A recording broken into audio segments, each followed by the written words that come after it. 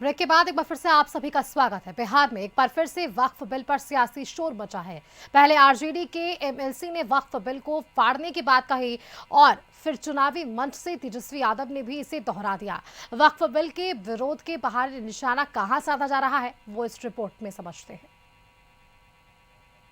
हम कहना चाहते हैं, वक्फ कानून का जो इन लोगों ने बनाया है, हमारी सरकार बनेगी तो उस बिल को हम लोग कूड़ेदान में फेंकने का काम करेंगे। तेजस्वी यादव ने ये बात कही कटिहार में, जहां मुस्लिम वोटरों की बड़ी तादाद है। वक्फ बिल कूड़ेदान में फेंकने वाले इस बयान के जरिए कोशिश है मुस्लिम वोटरों को गोलबंद करने की। दरअसल जातीय गणना के मुताबिक बिहार में मुस्लिम आबादी 17.7% है, जो किसी भी पार्टी का खेल बनाने बिगाड़ने की ताकत रखते हैं।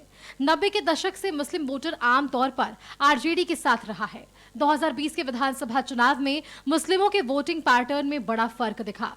ओवैसी की पार्टी एआईएमआईएम ने सीमांचल में 5 सीटों पर जीत दर्ज की। विधानसभा चुनाव में एआईएमआईएम को 3 सीटों पर दूसरा स्थान मिला था।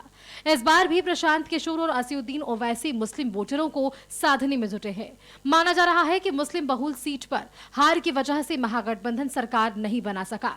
ऐसे में तेजस्वी ने नया दांव खेला है। बिहार में हमेशा से लालू जी ने भाजपा से लड़ाई लड़ने का काम किया और आज भी हम लोग जो है मजबूती के साथ भाजपा से लड़ने का काम कर रहे हैं। और भाजपा वाला अगर सबसे ज्यादा डराता है तो लालू जी से डराता है। चाहे कोई बिल ये लोग लाते हो, आप लोगों से हम कहना चाहते हैं, वक्फ कानून का जो इन लोगों ने बनाया है, हमारी सरकार बनेगी तो उस बिल को हम लोग कूड़ेदान में फेंकने का काम करेंगे। महागठबंधन और एनडीए में शामिल पार्टियों में आरजेडी ने सबसे ज्यादा उम्मीदवार उतारा है। आरजेडी के 143 उम्मीदवारों में 18 मुस्लिम हैं। वहीं कांग्रेस के 61 उम्मीदवारों में 10 मुस्लिम हैं। महागठबंधन की तरफ से सीपीआईएमएल ने चुनाव में 2 मुस्लिम उम्मीदवार उतारा है।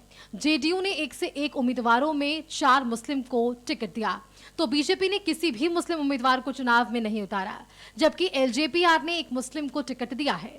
वहीं एआईएमआईएम के 35 में से 33 उम्मीदवार मुस्लिम हैं। तेजस्वी से पहले आरजेडी एमएलए कारिब सोहेब ने भी वक्फ बिल को फाड़कर फेंक देने की बात कही थी। और देश को बचाने के लिए इस लालटेन छाप को यहाँ जिताइए, एनडीए को हराइए, महागठबंधन की सरकार बनाइए, तेजस्वी यादव जी मुख्यमंत्री बनेंगे, सारे बिल फाड़ के फेंक दिए जाएंगे। चाहे वो वक्फ बिल हो, कोई बिल हो, यहाँ सिर्फ सरकार होगी और इंसानियत की सरकार होगी। वक्फ बिल पेशा मुद्दा है जिस पर मुस्लिम समाज ने कड़ा विरोध जताया था और विपक्ष की सभी पार्टियां इस मुद्दे पर मुस्लिमों के साथ थी। मुस्लिम संगठन इसे संविधान के मौलिक अधिकारों का उल्लंघन और वक्फ बोर्ड में सरकार के दखल को बढ़ावा देने वाला मानते हैं, जबकि सत्ता पक्ष ने इससे पिछड़े मुसलमानों और समुदायों की महिलाओं के लिए पारदर्शिता और सशक्तिकरण का माध्यम भी बताया है। तेजस्वी, कान खोलकर सुन लीजिए, आपकी सरकार एक तो आने वाली नहीं है और वक्फ बिल अपने उस अल्पसंख्यक समाज के गरीब भाइयों बहनों के लिए है, उसके हक के लिए है, उसकी उन्नति के लिए है। इसका मतलब कि आप हमारे अल्पसंख्यक भाइयों में जो गरीब है उस पर आप अत्याचार करेंगे। आपकी सरकार आएगी और नहीं आप बिल फाड़ पाएंगे। दरअसल बिहार विधानसभा चुनाव की 243 सीटों में से 47 सीट ऐसी है जहां मुस्लिम वोटर निर्णायक स्थिति में हैं। इनमें मुस्लिम आबादी 20 से 40% या इससे भी अधिक है। बिहार की 11 सीटें ऐसी हैं जहां 40% से ज्यादा मुस्लिम मतदाता हैं और 7 सीटों पर 30 से ज्यादा 40 लगभग मुस्लिम फीसदी वोटर्स हैं। इसके अलावा 29 विधानसभा सीटों पर 20 से 30% के बीच मुस्लिम मतदाता हैं। 2020 में बिहार विधानसभा में 19 मुस्लिम विधायक चुनकर आए थे।